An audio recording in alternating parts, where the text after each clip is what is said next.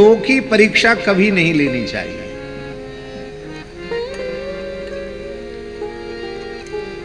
दो तो वस्तुतः है ही नहीं,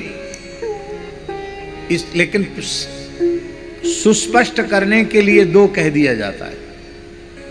संत सदगुरु दो नहीं है, संत ही सदगुरु है, सदगुरु ही संत है।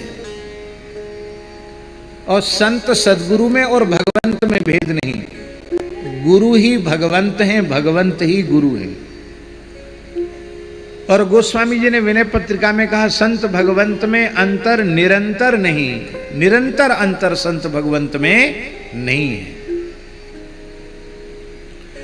इस दृष्टि से हमें सुस्पष्ट रूप से यह समझना चाहिए कि किसी भी अवस्था में तीन की परीक्षा न लें। संत की परीक्षा न लें, गुरु की परीक्षा न लें और भगवान की परीक्षा न लें। इन तीन की परीक्षा नहीं लेनी चाहिए। क्यों नहीं लेनी चाहिए? आप कहेंगे कहावत तो प्रसिद्ध है, गुरु करे जान और पानी पिए छान। तो जान का अर्थ क्या है? जानना मन उसको पहचान कर समझ करके कसौटी पर कस करके। तो खरा कसौटी पर कसेंगे उसके लिए तो परीक्षा लेनी पड़ेगी। वे कैसे कहते हैं गुरु करे जान पानी पिए छान? एक संत ने बहुत अच्छी बात बताई, हमें बहुत प्रिय लगी, संभवतः आप लोगों को भी बहुत अच्छी लगेगी। बोले भाई गुरु करे जान, गुरु तत्व को जान गया तो वो शिष्य रह कहां गया, वो तो गुरु ही हो गया।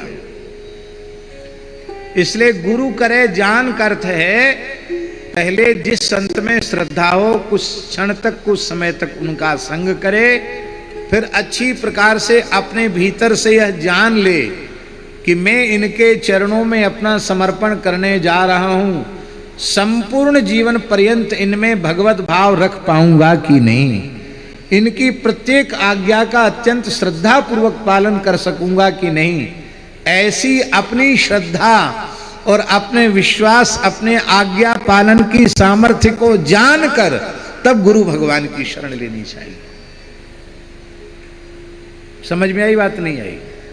गुरु जी को नहीं जानना, अपने को जानना है कि हम उनकी आज्ञा का जीवन पर्यंत पालन कर सकेंगे कि नहीं, उनके प्रति भगवत भाव रख पाएंगे कि नहीं, उनके प्रति मनुष्य बुद्धि का त्याग कर पाएंगे कि नहीं।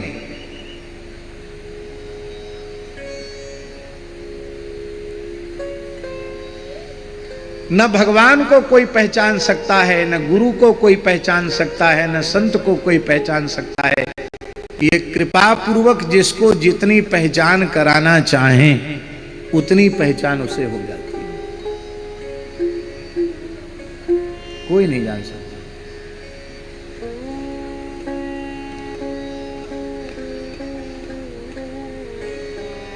और एक बड़ी विलक्षण बात है, भगवत स्वरूप भगवत प्राप्त सिद्ध संत सद्गुरु जब तक हम लोगों के निकट रहते हैं तब तक हम लोग उनको बिल्कुल नहीं पहचानते हैं। उनकी लीलाओं को देखकर लगता है कि तो हमारे जैसे ही है, लेकिन जब अकस्मात वे